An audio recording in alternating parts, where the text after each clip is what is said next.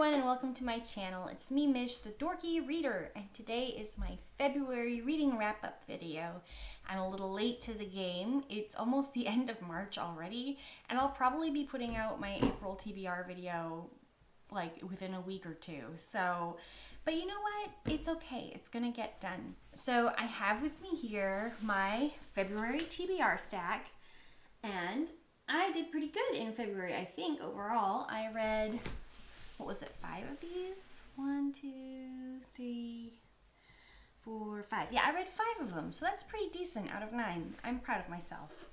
So the first on the stack is The Apothecary Diaries Volume 2. This book stars Mao Mao, a very quirky and eccentric character who is obsessed with herbs and poisons. She is kidnapped in the very first book and kind of sold into servitude to this rear palace where all the concubines and consorts live. And she's kind of there just as a maid, as a, like clean the laundry, that kind of thing person. And she's trying to keep a really low profile. But her brain, because she's really into problem solving and she loves herbs and things, she solves this big mystery that had been going on in book 1 and kind of without, she tried to make it so that nobody knew it was her, but she gets discovered, and so now her talents are known. And this very eccentric, kind of out there, gorgeous eunuch takes notice of her, and he goes, oh, so she solved this, maybe she can solve some other problems for me. As the story progresses, you find out there's more to this eunuch than meets the eye, there's more to Mao Mao than meets the eye, and there's all sorts of troubles and problems within the palace that go on. In book 2, we kind of are, gain access a little bit to some of her past, and I think that's really exciting. It's done really well, and I've enjoyed the reveal there, and I thought it was very touching. As the story progresses, I have also read book 3 that was this month. More and more gets revealed, and it's such a great evolving story. I will say the writing is a little choppy because it is translated, so when you're reading it, you're kind of like, if that stumbles you, it stumbles you. I would then suggest maybe just watching an anime or reading a manga, but I do really love these light novels because I don't get enough from the mangas I think that other people get. I like having the words there to kind of digest. So anyway, I really love this. I'm loving the series. It's like really addicting to me, and I definitely recommend. The next book on my stack is I Shall Wear Midnight, and I'm ashamed to say I have not read it. I'm not even going to go into it because it's like my favorite series ever, but yes, I haven't read it yet. So sue me. I am looking forward to the day that I eventually finish this series. I know it'll be amazing, but it wasn't today. Okay, I've done this a few times because I'm just having verbal diarrhea, but this is Exit Strategy by Martha Wells. It is one of the many books in the Murderbot Diaries. In this particular edition, Murderbot runs into his very first cruise that in the very first book of Murderbot. He kind of makes friends with these kind of hippie, silly, light-hearted individuals from this independent country that's not part of this whole weird, evil corporate world. Anyway, Murderbot ends up coming to the rescue of his very favorite human, Dr. Mensa, and I don't want to spoil anything, but it was really good. It was a great little book, and I think in a way they kind of tied it up at the end where this could technically end.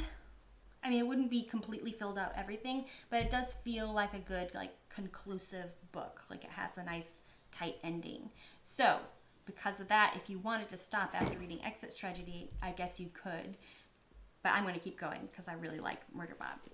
Okay, the next book on my stack is Ninth House by Leigh Bardugo. I've read her other YA books, and I will say this book is not a YA. This is definitely an adult novel. It has lots of trigger warnings, so if you are, sensitive to certain things, SA, self-harm, drug addiction, violence, etc., I would not recommend this book. This book involves secret societies and the occult and lots of kind of ghost stories woven in.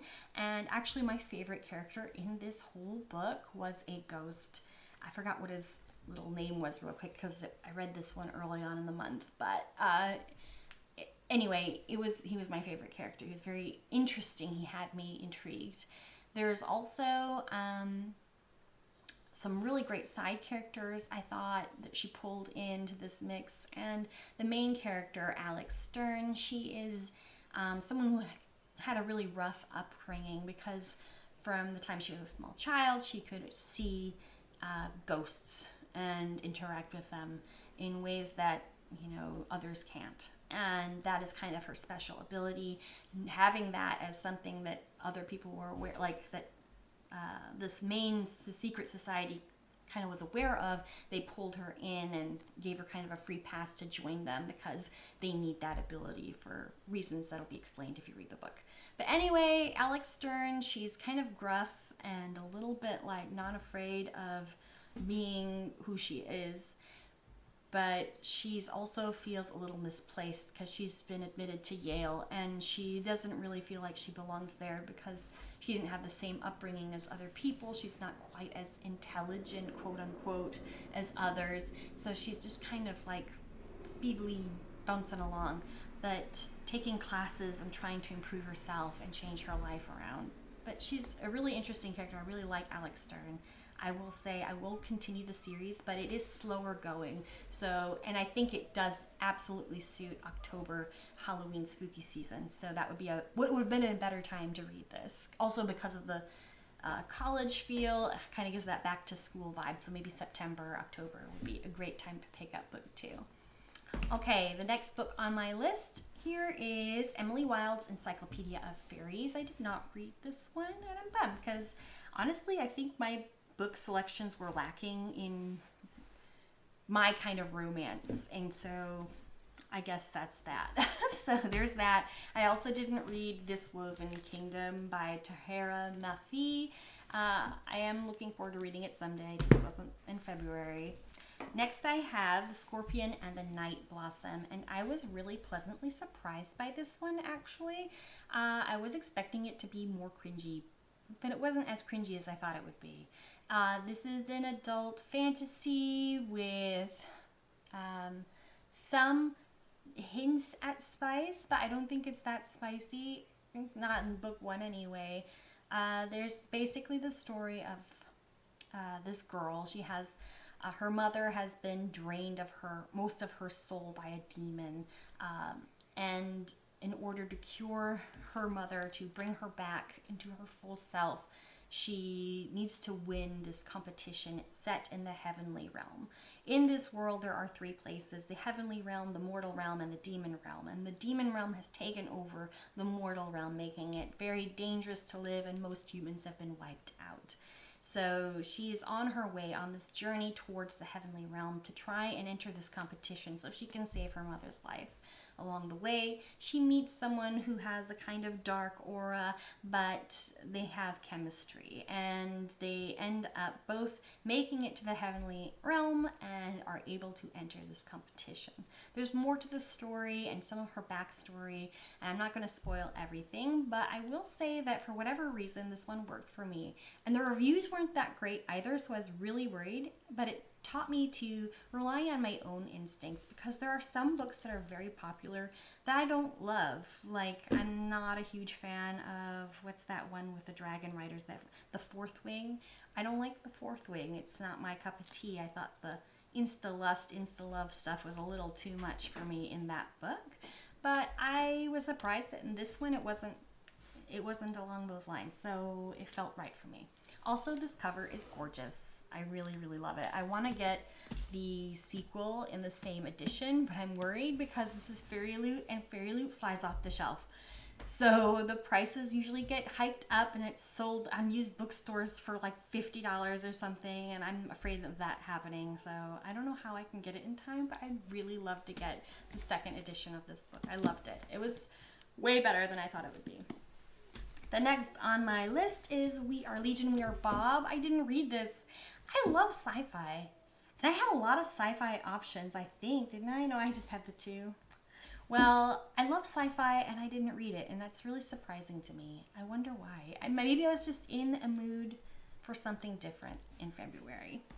The last book on my TBR list that I did read was A Song to Drown Rivers by Anne Leung. I know this book was really hyped up by Jamie, and Jamie Falk is a very famous YouTuber, booktuber, if you didn't know. And I really love her channel. I love watching her prattle on about books. Her summaries are way better than mine. She doesn't have verbal diarrhea, or she's better at editing. Well, I know she's better at editing than me. But anyway, for me, this book, it was okay. It really was. But it wasn't her top tier like it was for her. I think for me, my biggest letdown was that this book does have kind of a tragic ending. And I mean, I've had tragic endings where I'm like, okay, well, it makes sense, yada, yada, yada. But sometimes I just feel like, no, this is so wrong. Like, you can't do this.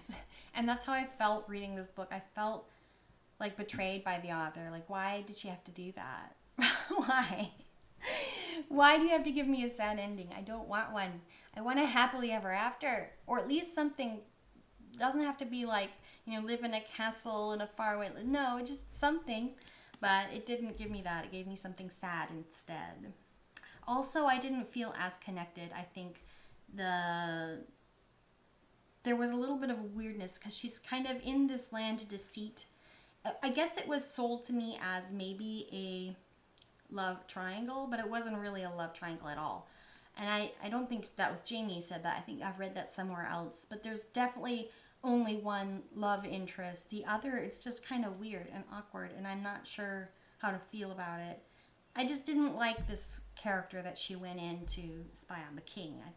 I had no attraction to him. I did not find his character interesting. I just thought, what a kind of lame guy. It just felt like that to me. So I think that's where the slope was for me. But anyway, the story, the writing is very beautiful. I was just mad about the ending, and I didn't, because I was expecting there to be more drawn towards that third person, that other love interest, quote unquote, and there wasn't for me, then I was kind of like, okay, you know what I mean? But I do think the writing was very beautiful, very easy consumable, and the cover is beautiful. I would keep this in my library. I'm not gonna sell it off. It was still like a 3.5 for me. It was okay, but not, honestly, I was really shocked because my tastes don't normally do this. The Romantasy, the Scorpion, and the Night Blossom was more my cup of tea this month. I really just ate this up. So that was the shocker. But anyway, out of all the books, if I had to pick a favorite for this month, it would be one of these two. I just really loved them. Maybe I was in an Asian inspired fantasy mood in February because 3 of my 5 books were from that genre. So that's, I guess, how it went. But anyway, I hope that this video gets put out before too long. I'll try and shove it into the computer and get it all typed up and send away so that I'm not just posting it the day before I put my April TBR out. But, yep. Okay, anyway, have a great day. Bye.